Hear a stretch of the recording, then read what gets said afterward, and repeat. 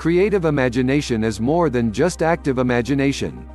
To be able to actively imagine things, to see and hear things in one's mind, is an important ability.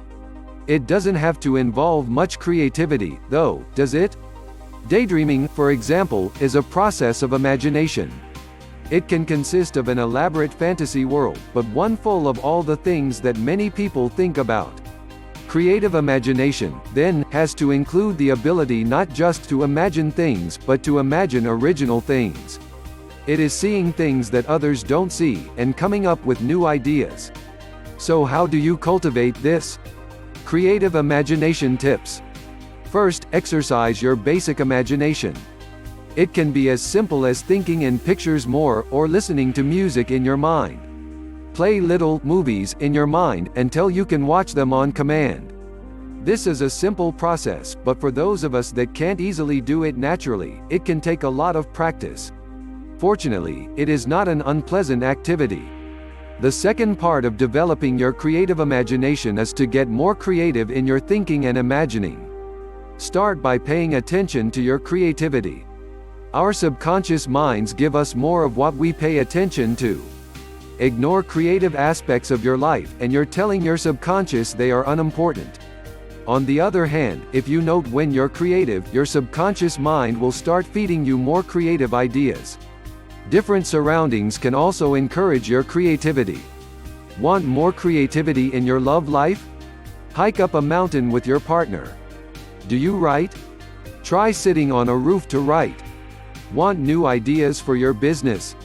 Take a notebook to the park and sit by the duck pond. A change of environment can get your thinking out of its ruts. You can play games that exercise your creative imagination. One such game uses a technique called concept combination. Alone or with other players, you combine random concepts or things in new ways, to see who has the best idea.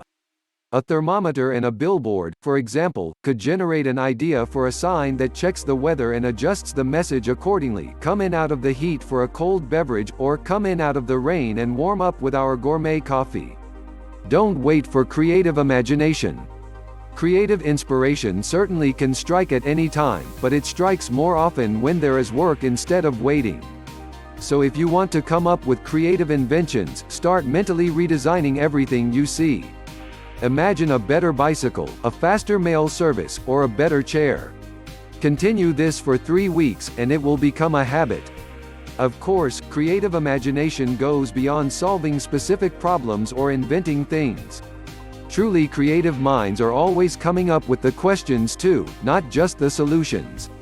If you want to be more creative all the time, focus on 3 things. 1. Changing your perspective. A child might think that working just to not work to retire is silly.